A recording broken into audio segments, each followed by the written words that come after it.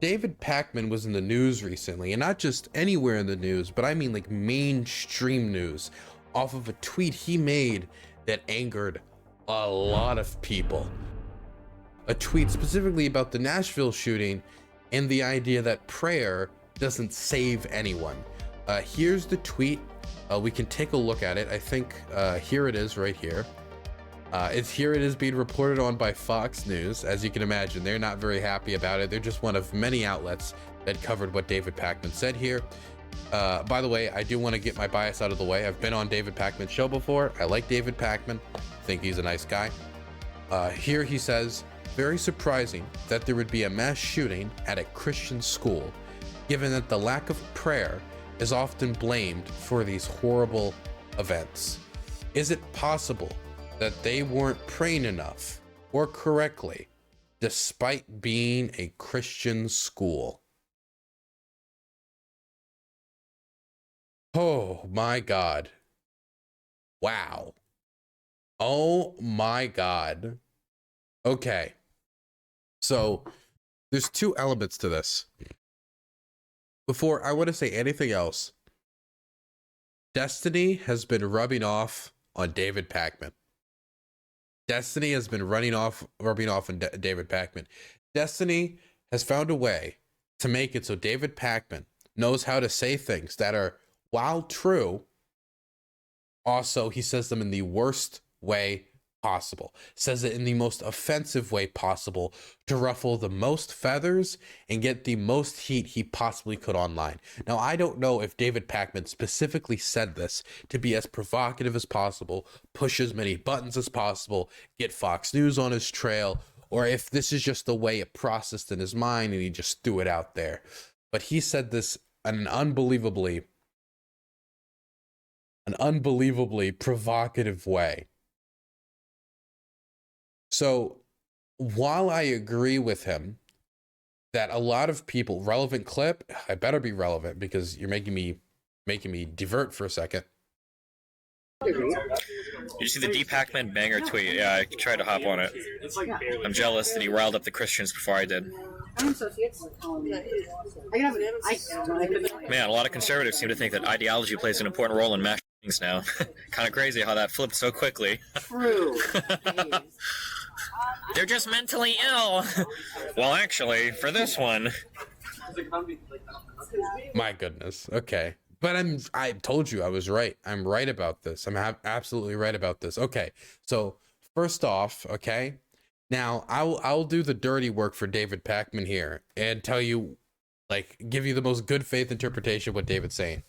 The most good faith interpretation of what David is saying here is that many times when tragedies occur, the only response of many people is thoughts and prayers, because they are either scared to do legislative reform or for whatever reason they think the idea of taking a moment of tragedy to talk about possible solutions is politicizing said tragedy. This happens a lot after school shootings. For example, Matt Walsh complained a lot about the politicization of tragedy. Ben Shapiro's complained a lot about the politicization of tragedy. But then when this Nashville shooting happened, both of them immediately took the moment to talk about the evil left, especially Matt Walsh, who said that in the past said that if people were to politicize a tragedy right after it happened, that they are some of the most sociopathic, evil people on the planet, then immediately the shooting happens. He politicizes it immediately, blames it on the trans community. Charlie Kirk comes out of the woodwork to do the same thing.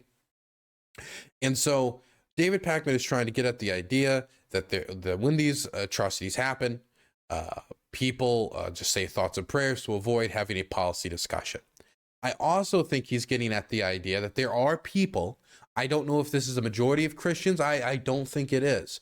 There are people who believe that when bad things happen to people, that they're the will of God, it is what it is, and maybe if you prayed more or you were a better Christian, then it wouldn't happen to you.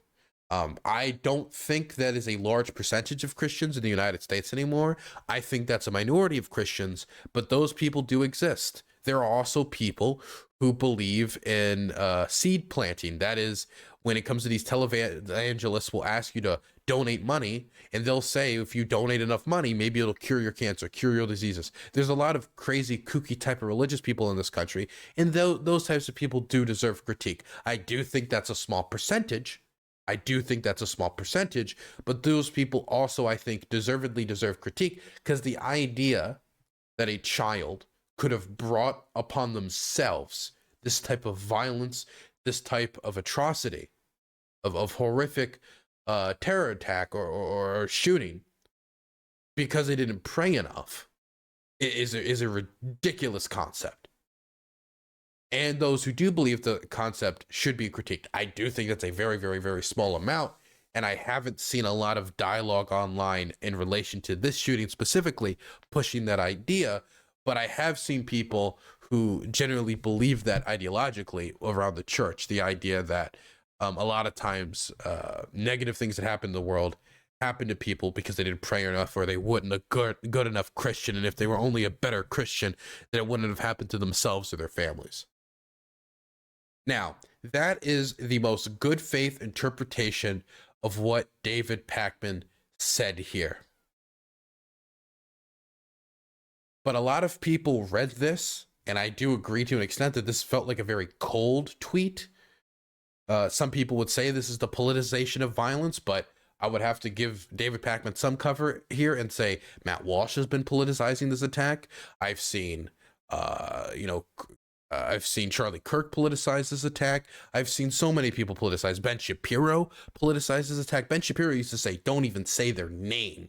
Don't give them any attention. And now all of a sudden, now that it's a trans shooter, now we have to give them some attention. Now we have to talk about it. Don't give them any attention. Don't say their name. 4 years later, trans shooter, totally different scenario, right? So yes, is he politicizing the event? Yeah, in a way, but no more than they are. And also, it's a shooting that could have political implications, clearly. Not to mention, due to the issue of gun control, any mass shooting in and of itself is going to be inherently political to some nature. Even if the motivations behind the shooter, this person did have a manifesto, we have yet to read the manifesto yet, could have been political in nature.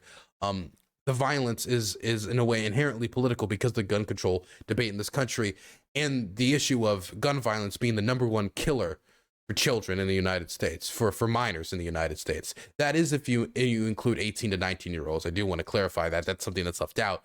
But still, it's a major killer for young people in this country. So you combine that with the gun control discussion, it's going to be an inherently political conversation. So somebody getting angry about the immediate politicization of something like this, I would only be angry at it if that politicization is being made while kind of pushing aside the need for facts and evidence. For example, somebody trying to tie the idea that this person was trans and their trans ideology and their leftist ideology to the shooting, when we don't know what motivated them yet, outside of the fact that they had a manifesto and they could have had some grievances of the school. That is lazy. That is not waiting for all the information to come out, and the type of stuff that people critique left-wingers for anytime a police shooting happens, and then we find out a week or 2 weeks later that the person in question actually had a knife and he was trying to stab somebody, and it was actually a much more complicated situation.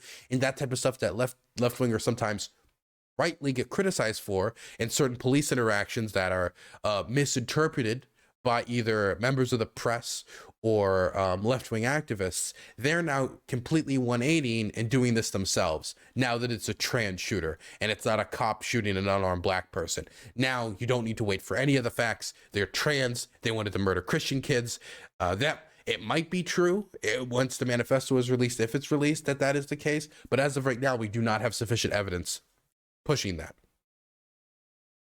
So I wanted to give this very charitable interpretation of what David Pakman was saying here, because he got so much heat, and I feel like I need to be almost like the translator. Like many people try to translate what Destiny says when he says something in the most offensive possible way. So he also did eventually end up deleting the tweet. Here is his message talking about deleting the tweet after he got enough backlash from platforms like Fox News. Let's actually see what Fox News had to say about it. I'm kind of curious what Fox News had to write about David Pakman. After the tragic shooting at a Nashville Christian school, some activists and media figures shamed Republicans who encouraged people to pray for the community and families of the victims. On Monday, a 28-year-old female shooter who appears to identify as transgender opened fire at Covington School in Nashville, Tennessee, taking the lives of 3 young students and 3 faculty members. Following the horrific incident, progressives went into a frenzy on social media after people called for prayer. Very surprising, and this is the tweet we're already seeing. Pakman then tried to walk back his statement, responding that he was not mocking the faith of the slain children. I'm mocking the absurdity of every Republican who sends thoughts and prayers and does nothing else to stop the scourge of gun violence. Okay, so again, this right here is the charitable interpretation of David Pakman's original tweet that I was trying to give. Now, there is one thing that I haven't brought up yet that I should also bring up, is that if you are a Christian, prayer is a genuine way to respond to tragedy. It is a genuine way to respond to trauma.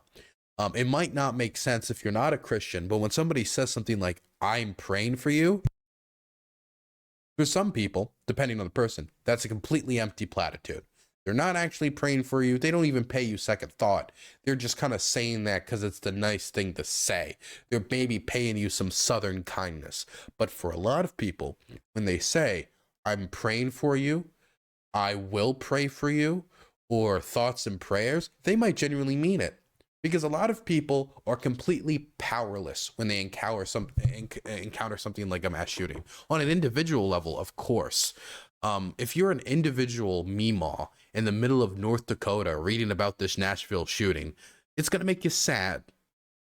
Not only because you have nothing else to occupy your time, as an 80-year-old Nashville grandma with the kids, off at work in Silicon Valley and in the Bureau of Engraving and Printing in Washington, D.C., very specific example.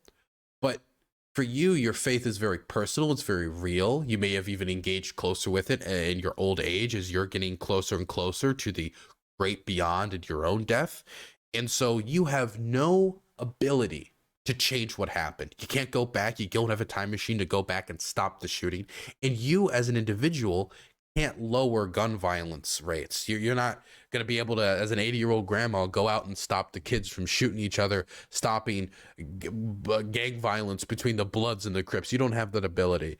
And so if you feel powerless as an individual, if you're a person of faith, you can then use your faith to try to act on this. If you truly believe, then your prayers can be answered, and you're going to pray to try to help these people.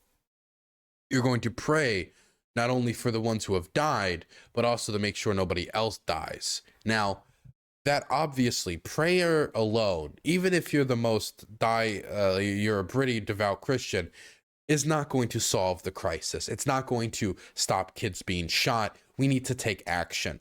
Right? We've tried thoughts and prayers for many, many years, and this is what David Pakman is talking about, and it hasn't worked. There were thoughts and prayers after Sandy Hook. There were thoughts and prayers after the Parkland shooting. There were thoughts and prayers after the Buffalo shooting, and now there's thoughts and prayers after the Nashville shooting. So prayer, as much as you see it as a religious action, is not a physical, material reaction. You cannot do a prayer and then test the physical world to see it having an impact on others. There have been some studies suggesting that prayer and faith can have an impact in recovery for wounds or diseases when you're in the hospital, but it's not having a physical material impact on the world. And so I think David Pakman is right here to call that out. Could he have done it in a more conciliatory way? Absolutely. Could he maybe have waited a little bit more? I've heard this suggested to maybe make this point. Maybe, but also all of his political opposition are not waiting to make their points. Many of their points not based in legitimate critique, but just making conclusions based upon information we don't have, like the ideology of the shooter or the motivations of said shooter. And so I do think that David Pakman's critiques here in the foundation of what he's saying is valid. He just chose to say it in the most inflammatory way possible and pressed a button of a people who feel disempowered to deal with these types of tragedies, which hit American cities and towns and communities on a near weekly basis at this point. And when you have all these people who are disempowered to act, and then you, in a way, mock the one thing they're trying to do to not only have an impact on the world, but in many ways comfort themselves about the atrocities and violence and horrors they see in the world, I understand why he got the reaction, even if I do think fundamentally that his critiques have grounding in it. David Pakman, deleted the tweet saying, all right, too many anti-Semitic attacks and threats to my family. I've deleted the tweet. I've looked at some of the messages that he was getting. Many of them, and most of them, to be clear, were more like, you're disgusting, you're yada yada, just like the most like screw you type stuff. But there were threats on his life. There were people talking about his family, and there were people, actually a decent amount of people, if I'm being frank, who were trying to bring in Pakman's Jewish heritage into the conversation for whatever reason, as if David Pakman's Judaism made him view the Christian children with less respect and therefore wishing death upon him, as if he was like drinking the adrenochrome directly out of the necks of these Christian children and was going to sacrifice and bloodlet them as if he's directly out of the elders of Zion. Anyway, I want to see what David Pakman has to say about this. If you're angry, though, because as much as I am saying he could have rephrased it better, I do think that he had some strong foundations to what he was saying. So let's see what he posted about this after deleting the tweet, which is, my tweet pissed off 1 million people. Let's listen to what he has to say. if you're angrier about my tweet regarding yesterday's shooting in Nashville, Tennessee, than you are about the fact that 6 people, including 3 kids, are now dead as a result of that shooting, then we have a real problem here. I support people who pray if they want to pray, praying, if that's important to them. But it doesn't prevent shootings. And so when elected officials offer nothing more than thoughts and prayers, and then we have another shooting and another one, and they continue to offer nothing more than thoughts and prayers, they were the target of my ire, not the victims of the shooting. Okay, so first off, he opens this up by saying, if you're more angry about my tweet than the shooting, then you don't have your priorities in order. I don't think there's really anybody who feels that way. I don't know who this is. I think it's a little bit of a straw man, but considering that there are people threatening his life, I can understand how it feels that way. And again, the foundation of what he's saying here, that he is throwing his ire not at the victims of the shooting, and he's specifically clarifying that if people are using this to comfort themselves in a time of national trauma, that's okay. I'm happy that he's clarifying that, but that his ire is directed at the politicians who have the ability to act, but all they offer is thoughts and prayers, which is all maybe Grandma Sally in the middle of North Dakota can offer, but it's not all Ted Cruz can offer. And that I stand by 100%. Anyone who knows me knows I would never blame the victims of a mass shooting for that mass shooting. Thoughts and prayers are fine, but we have to go beyond it. I took a shot. By the way, we have a poll in Gutter Chat. What was your reaction to the tweet? He's right, he's wrong, and Lamau. My goodness, Lamau is tied with he's right, by the way.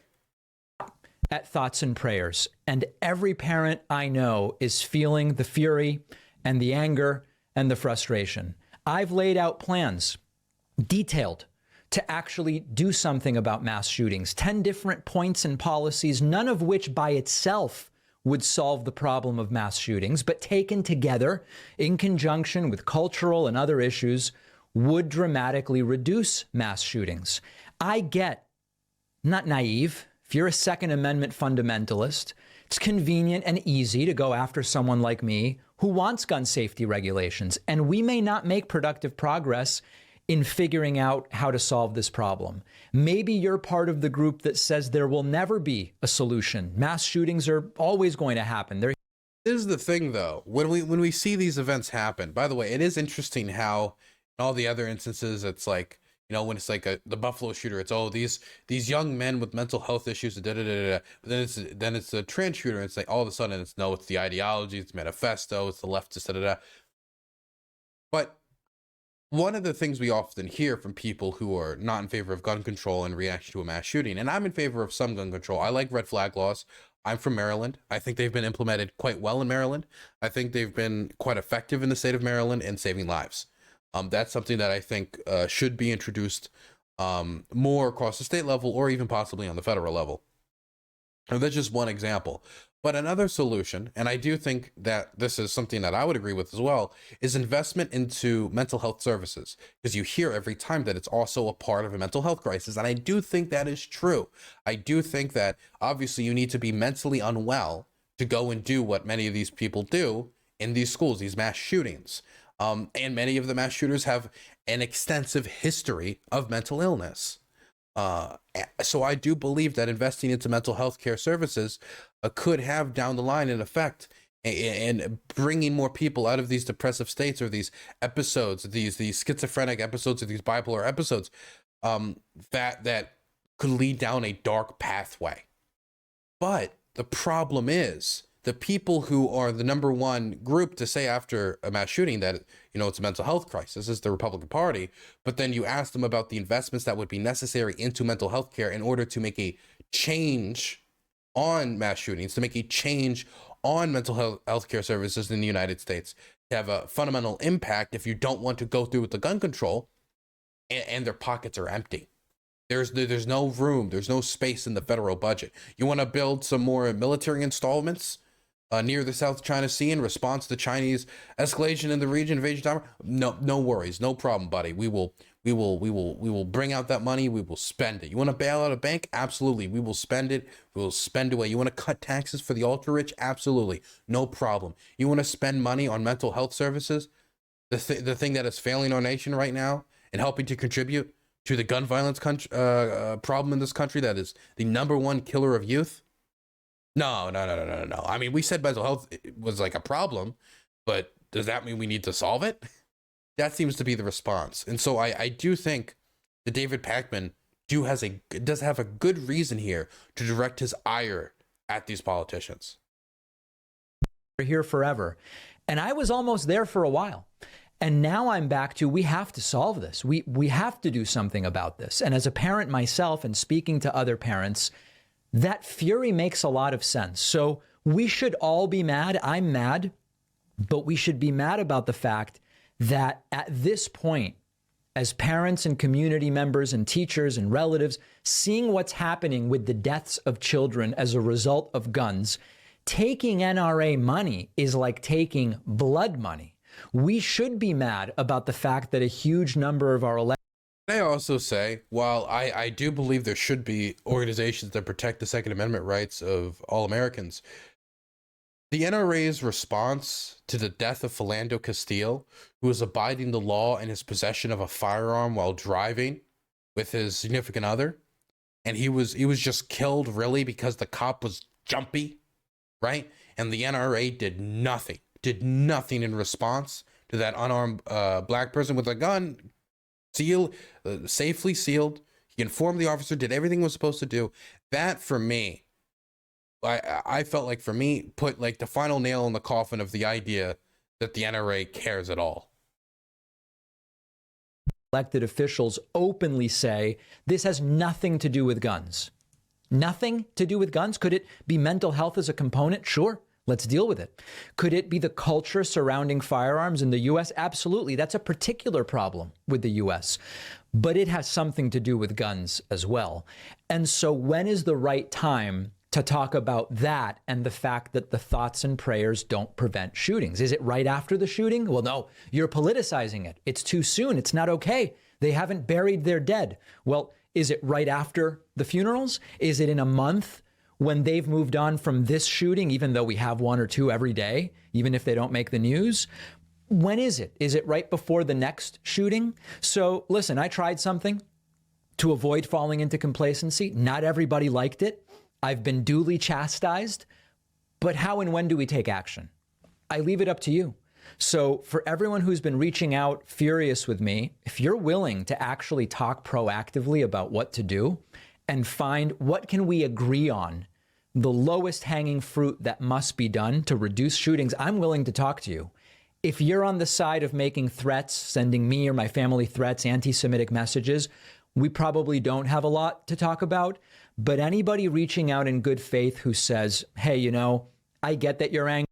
You know, the thing that really sucks from David Pakman's angle, or even the angle of those critiquing David Pakman here, is that I saw a lot of the anti-Semitic messages that David Pakman was getting. They were bad, and it's right for him to be angry at those types of messages.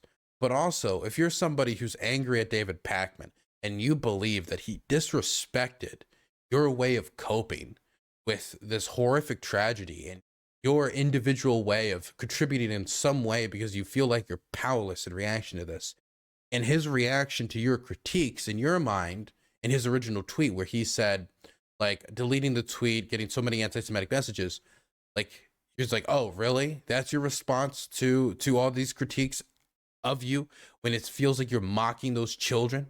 Oh my goodness. Just anti-Semitism, really? That's something that's going to be unbelievably frustrating, because anytime anyone on the internet gets a lot of heat, there's going to be some like disgusting messages that comes with that. And so if you're the person critiquing David Pakman, it almost feels like a cop-out, like you're ignoring the criticism and concentrating on the worst messages to avoid dealing with the horrific things that David Pakman's saying. But of course, David Pakman's genuinely receiving anti-Semitic hate that he doesn't deserve. No one deserves anti-Semitic hate. And so him calling that out is 100% fine and okay, even if it's going to come with the worst response. You're going to get a really negative response from the crowd who is angry at him for the original statement. Angry, I didn't like what you said, or at least initially I misunderstood it, misinterpreted it. Maybe we can make some progress. I'm more than willing to hear from you and talk. I haven't given up. I almost did. But especially as a parent, how can I say, well, we're never going to solve this problem? We have to solve it, or at least try. The tweet didn't work. Okay. From what I understand, from what people of faith, including Christians, realize, that prayer alone isn't working. We have free will. Free will creates consequences in the real world for our actions or our inaction. So what else can we do? Anything we can do to prevent these shootings must be done. Why aren't we trying lots of the things that I've suggested that we haven't yet tried? If we do nothing, nothing will change. That we can be sure of. And that simply cannot be. Man, you know what? I think David Pakman told a hard truth and said it in the most provocative way possible. I have to, at the end of the day, agree with the fundamental points that David Pakman is making. He just made it in the most Destiny-light way he possibly could have made the points. So, you know, maybe we're going to get like a David Pakman Nebraska arc. Who knows? My goodness.